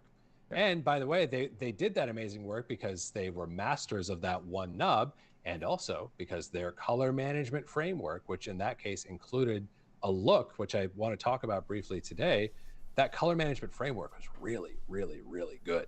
It was designed by the color scientists at Kodak and Fuji, who were incredibly bright people who were supported by extensive research and development into how exactly do we reproduce an image that people love? Not people in a certain age demographic, not people in a certain country or culture, but people the world over. How do we go about doing that? And, you know, like Kodak and Fuji were obsessed with that question for a century. And if we're smart, we get to take advantage of all of the fruits of those efforts, even today, even as we're no longer operating in film. Kind of a tangent, but the point there is the color timers toolkit was how much red, how much green, how much blue, or we can move it all in one piece. Thank you. Yes, absolutely. Okay, so I'm going to be honest with you guys. Y'all, we've had some great questions, and we've also had some long passages where I feel like y'all have been able to. We haven't had questions come up, so usually when that happens, that means that that you guys are either a really good audience, or that I'm doing a terrible job of explaining things that people go, this guy is out to lunch. I can't follow this guy. I'm out. So hopefully you guys are a really good audience. That's what it seems like to me, but we've covered a lot of ground. So I'm going to go a little bit further than I thought I would go today and talk about something that I touched on earlier. The most subjective link in this chain. So if we imagine right now, all we're talking about is pipeline. That like none of what I've shown you guys, you know, from my perspective as a colorist, this isn't really color grading. This is just pipeline. This is just the context or the table being set for me to do good color grading work. So my node graph hopefully is visible within this single portal by the time I'm done, but it's going to get big and complex. I'm going to do lots of different fancy stuff in the interests of rendering this image in alignment with the creative intent of my clients, right? With all of those pieces, with our input transform and all the nodes of our grade and our final output transform, if we think about the ACES part of things, the most subjective part of ACES is happening here. And I'm going to give you guys another really fun piece of history that was another light bulb for me when I learned it. ACES, at the time that it came about in this moment when DI facilities and the colorists performing the work at those DI facilities had a very prescribed workflow. Their workflow was, you give me scanned negative, I will manipulate that scanned negative underneath, to use that terminology that we explored a little while ago, underneath a print film emulation LUT. And again, that's a print film emulation LUT not for creative reasons, but so that they can see when my work is done and we ship this off to the printer to be printed back out onto a physical print stock, what will the decision that I'm making right now net out to in that print? Okay, that was the model, that was the context that all professional, I won't say all by any means, that film colorists were predominantly operating in at that time, okay?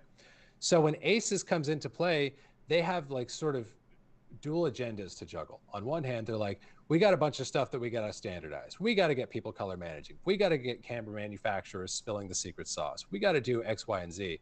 But the other thing that was just a reality is like, we have to somehow find a way to meet post professionals where they are. Otherwise, no one is going to adopt this.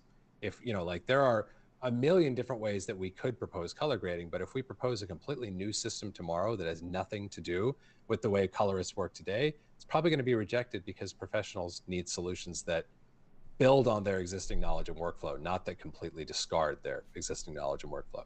So they're trying to figure out a way to meet colorists who are used to grading under a print film emulation that's going to that reflects a print rendering down the line. They're trying to meet those colorists where they are.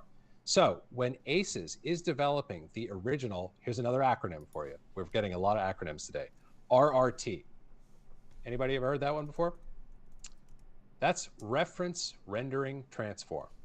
That's just a fancy term for the way that the image is being compressed. That's a fancy term for how ACES is fitting that 10 pounds of dirt into the 5-pound sack. Okay, that's what the RRT is all about. And the RRT is one of the things. Sorry, go ahead there. One term that is mostly not used is RDD. That's the reference display device, and that is where the RTT is related to. It's often not mentioned in books, but I thought to be complete, I mentioned that. Yes, thank you. Yeah, absolutely. And the fun thing with the RRT is it actually is not yet tethered to a specific display. It's just about how do we sort of tackle that preferential or subjective aspect of getting from scene space closer to display space in this case, but perhaps not actually targeting a specific display. But the RRT has evolved over time. That's one of the things that changes with point releases of ACES. But if you go all the way back into the history books and you look at the very first RRT, the RRT was developed in partnership with color scientists at Fuji Film. Why Fuji Film? Because they were trying to figure out a way to get a meaningful recreation of the contrast curve and color characteristics of a film print in the ACES image rendering, which I found fascinating when I heard that. And indeed, we can see it even today. If I reset this grade, let's like make a really top level assessment, really broad assessment of like, okay, so here's that Area Alexa log C to Rec 709 LUT that we talked about before. This is a perfectly reasonable form of color managing Alexa footage. It's perhaps not as robust and does not offer the advantages that ACES does, but it wouldn't be wrong to use this for your color management, right? Let's compare this to the ACES reproduction of the image, right? What's the easiest, like, most immediate visual assessment that we can make between the two? Well, ACES has more contrast, doesn't it? Yeah. ACES has more contrast because its roots lie in mimicking the behaviors of a film print, which have a ton of contrast. So even though that RRT has evolved, and even though we're no longer looking at the RRT that those Fuji color scientists developed back in 2009, 2010, whenever that was, that filmic root remains. S-curve. Yes, the S-curve. And again, you know, like S-curves, we need S-curves are our friends. We need S-curves to get from point A to point B anytime we're compressing things. But this particular sort of signature characteristic curve that we see with the ACES RRT really has its roots in film prints and in wanting to mimic that. And it turns out that some of the early feedback that ACES got, and this is one of the other things that I love about ACES, is that it's not a fixed system and it's not owned by a company. So when users have feedback, they actually listen. And users actually came back pretty quickly in the early like iterations of ACES and said, hey, we like the system, but you know, like the baked in level of contrast that I'm getting here is a little heavy. I'd like to have a little bit more room to dial in my own look as opposed to having so much of my end look or preferential aspects of the reproduction cooked right into the system so that I really don't have as easy a time of altering it. So the ACES RRT evolved over time to be a little bit less aggressive on that front. And the reason I mention all this, and this is something that is a conversation unto itself, but I'll sort of tee up for another time by saying that relationship between, okay, I need to get from scene space to display space. And then on top of that, I need to do a look of some sort. I need to apply some sort of creative grade. That relationship is one of the most fun ones to explore in motion image mastering to me. So if we look at like, sorry, go ahead. What I wanted to add is you mentioned that the RTT has evolved. Like when you take old red footage, 10 years old, and you develop it today, you get better pictures than 10 years ago. That as an example, when you save in that huge ACES space your whole work as a master, and you come back 3, 4, 5 years later when we have maybe new definitions for TVs or cinema, you can get to that master and get the newest RTT on top of that, and you get a better quality, hopefully. And that's a huge advantage. Yeah, it sure is. And another huge advantage that I love is you actually do have the ability, if you're like, well, I actually don't want the new and improved thing. I just want an exact, I need to deliver a pickup shot 10 years down the line or whatever, and I want the exact thing. You actually, like, here's, if you want to see what that original rendering looked like that I was just talking about, it looks like this. And actually, I think this needed to happen in linear, like so. This is what that rendering looked like. It was more of a film print characterization. So you actually have the ability to go back in time. Yeah, exactly. But just to round things out real finally, like if you look today at something that I talked about with Max when we started today, if we look at this 2383 ACES LUT, which you can download for free from my website, here is a look being applied on top of a pipeline. So it's important to observe color management is not a look, and a look is not color management. They're different, and they relate to each other in sometimes not so tidy ways, but they are different animals. And the look is part of the creative part of the process, and it is what color management facilitates, but it is not what color management is going to do for us, nor should it. So that's it. Sorry, go ahead. No, I wanted just to say thank you, because it was one of my questions that I wanted to ask today. Sometimes ACES is sold as a look, which is really selling it cheap and wrongly from my point of view. And thanks for addressing that. Yeah, I mean, that's exactly right. And I hear that all the time too, of like, ACES doesn't look that great. It's like, well, ACES is actually not, this might sound silly. ACES is not designed to look great in the way that it's meant when I hear that saying. ACES is designed to look correct. ACES is designed to look accurate, and then the colorist comes in and applies their artful rendering on top of the image. How are we doing out there questions-wise? Have we got 10 minutes left? I think it's a good window to answer some questions. But seems like there's no question anymore in the audience, Cullen. But amazing. I do have a personal question, Cullen. Yeah. Like when we are bringing our footage to ACES framework, do the footage or like the color primaries of our footage, are they mapped into the AP0, the ACES 2065-1, the biggest, the big ACES, big fat ACES color space? And then when we want to work in ACES, we need to work in AP1, right? In either ACEScc, ACEScct, or ACEScg.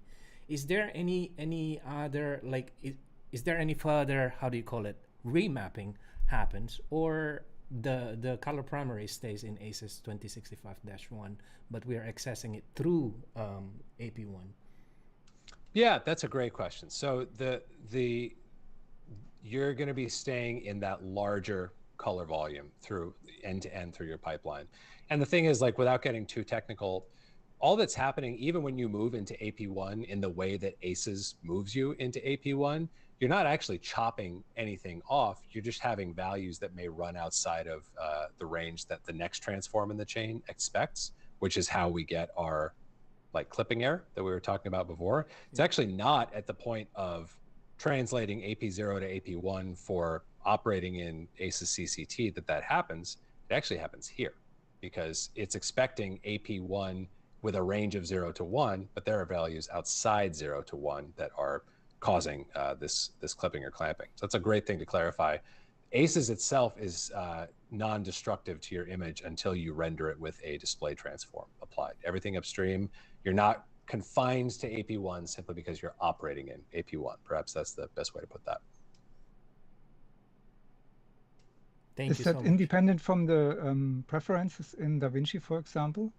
Could you do some damage to the data? Yes, that's a good question. I mean, you could, you know, like you could, for example, if you apply a LUT inside of AP1, that's probably the easiest way to do some damage, because you're gonna cut off things below 0 and 1, or below whatever the upper and lower limits of that LUT are. So yes, it is certainly possible to, you know, like take the carefully preserved data outside of 0 and 1 and inadvertently clip or clamp that off if you're not careful with your operations. But then it also sort of depends on, you know, like I'll give you guys some more acronyms for today. You've also got things like your GAM and your NAM when you actually are archiving assets off after completing a grade. Your GAM is your graded archival master. So if you imagine, like, you know, this is my final finished grade. It's perfect. I love it. I'm thrilled with it. There's nothing I want to do different, and we're locking it up. This would be my GAM. I would render this out. My NAM would be to turn everything off and just look at everything after it was initially mapped into ACES, but without anything on top of there. So there are sort of mechanisms and best practices in place archival wise, such that even if you're, for example, applying a LUT in ACEScct, you'll still have archival access to the original unclamped pixel data that came from the camera. I have another question. When I take a look to that picture that you have there, we see the Macbeth chart and Cray card, for example. In the ACES, the fixed point is pretty much defined as a white card with reflectance that should be 1.0. I think that's sometimes very hard for people who have a camera that clips just at 100% or 1.0. I prefer the Cray card. And is that for you a stable datum to say, I expect the footage to be at 0.18 or 0.5, wherever you want to put the numbers in? Is that working for you, or? Yeah, I'm glad you asked that. So I'll give, to me, there's two sides of that coin. When I'm contemplating pipeline and when I'm contemplating look development, I want to make very sure that nothing that I do in my pipeline is throwing middle gray off of its proper position. So exactly as you say, like this is actually a great example to just quickly demonstrate my exposure chart. So I happen to be in ACEScct right now. So if I'm in this tone curve and I set my step increment on this tool, or excuse me, my total steps rather, down to 1, I'm just looking at a patch of mid-gray in ACEScct here, okay? So this is a really easy way for me to, for example, if I want to draw a contrast curve, and again, you guys don't have to follow everything I'm doing here, but you can see this is a sensible place to draw a contrast curve. And if I have a reference for where middle gray in my working space is, I can pin a point there and make sure that even as I add contrast to the image, I'm really not moving my middle gray. So that's sort of how I tend to anchor and be objective about middle gray. Now, when it comes to the actual grading process, I am much more loose about that. And like, I personally may or may not like sample this gray card, look at the reading I get, and then make an adjustment in order to better align it to numerically where I would expect mid-gray to sit. This for me is where the intuitive visual connection to the image comes in, and I'm just gonna move my exposure up or down in accordance with the creative agenda of my clients. And you know, if they are interested in my take, then I'll throw that in there as well. But I'm much more subjective about the actual gray contents, mid-gray contents of a frame, even if there's a chart. And much more subjective about those things, and much more objective about designing looks and implementing pipelines that preserve reference middle gray at every point along the way. Because when I use, for example, in my red, and I set it to 800 ISO, when I say this is my gray point, I define the values above as you started our session. And the values below that, when I rate the camera to 2000 ISO, because it's only metadata, you might not know exactly what I have done. And so I think I have always at least the Macbeth chart in it. But I wanted to know your information about it and how that goes for you. So thank you for the answer. Yeah, no, absolutely. And you're so right, because ISO is just metadata. All you're really doing is biasing the dynamic range when you move that ISO setting. Yeah, so yeah. Now you're getting more latitude up top and less down below, or vice versa. Exactly. Thank you. By the way, all the audience, you guys in the audience can get the DCTL, the exposure chart, by going to cullenkellycolor.com, right, Cullen? Yeah, so actually I'm realizing as we talk here that these are, they're not easily linked. Or no, I take that back. We fixed that. They're all in the starter pack or that you'll see when you go to cullenkellycolor.com. This exposure chart, the 2383 LUT that I was using a moment ago, those are both in there for free downloads. And this LUT works in ACES, right? That's exactly right. Yeah, Amazing. It's designed to function right within ACES, right within all the stuff that we just talked about. So now instead of your starting point for grading being this, it would be that, and then you can do all your grading in here, underneath the LUT, underneath the ODT, after the input transform. Well, that and is your very book, nice. yeah, and your Yeah. book with the 10 commandments is also a good value when you use ACES. Absolutely, and that book really, it travels really well because you're not going to hear a single acronym in that book. You're not going to hear a single technique in that book. That book is all about concepts, and as I hope we all can agree after today, the concepts make the details and the particulars and the technique easy and fun if you have the right concept. If you don't, then try to imagine the conversation we had today without the first 30 or 40 minutes of just understanding, why the hell do we need this? What solutions is it designed to provide, and what's the history that led us here? It's like having a personal Cullen, you know, that you can always refer to. I take it like that. Yeah. Yeah. Every time I feel lost, it's like, what does Cullen have to say about this? It's like, oh man, got it. I love it.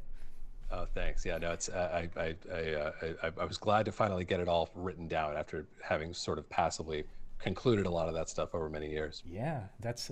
I put the links. Nice. Yeah, thank you. I put the links to the starter pack and the 10 commandments in the chat separately, so amazing. People can check those out. Awesome. Yeah. And Wonderful. it seems like we are nearing our our 2 hours mark. Is there anything you want to say on top of this, Cullen? You know, I think the sort of like closing thought that I would leave with is color management, as I said, is first of all like a no-brainer value prop. We all should be color managing in any corner of post that we are working in. It is one that, despite being a no-brainer value prop, will require some learning curve and some adjustment if you're used to working in another way. So just expect that. And then the last thing that I would say is a good color management framework does 2 things. It supports your workflow. So we talked about like, I need something that allows me to ship stuff to VFX and get it back in an efficient and a reliable way. That would be a workflow well supported. And it also supports your creativity. So whether we're talking about ACES or Color Management System X or Cullen's cool color management system that I come out with tomorrow or in a year or whatever, that should be the other consideration that you make, is it should support your creative agenda. If this rendering, this baseline rendering really disagrees with your aesthetic, job after job after job after job, it doesn't really matter how robust the system is. That needs to have a role in your selection of a color management framework as well.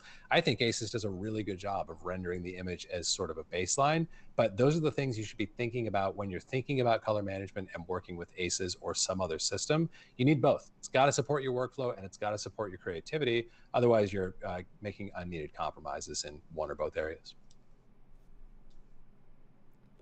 Well, thank you so much for such a nice closing thought. And just a reminder, guys, Cullen will be back again with us in the first week of July, I think, right, Cullen? Yes, I think that's right. So I'm looking forward to it. So I'm really looking forward to that sessions as well. And just some housekeeping before we close the sessions.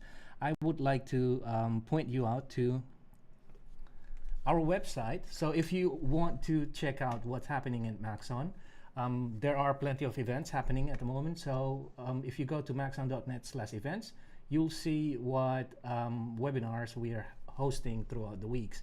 And for example, tomorrow, Hashi and Seth will be back in FFX and Chill. And on Monday, we'll have a new series of Demystifying Post-Productions webinar about sculpting, and probably will be done in ZBrush. Spoiler alert. So, yeah, and if you want to check out the recording of this sessions, feel free to go to YouTube and go to Maxon Training. And this recording will be uploaded like soon after when we close the sessions. After the live sessions has ended, then the recording will be there. And if you want to check out Cullen YouTube channel, please feel free to do so at Cullen Kelly.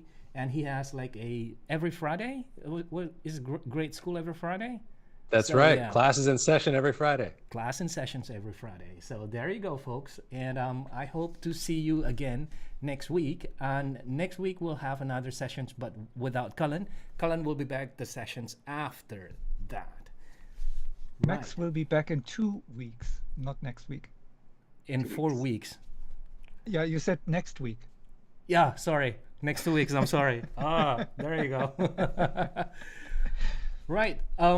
Thank you so much, Cullen, for the knowledge that you share with us. This has been like really amazing. Thank you so much. Amazing. It's my pleasure, guys. Really enjoyed hanging out with y'all this morning.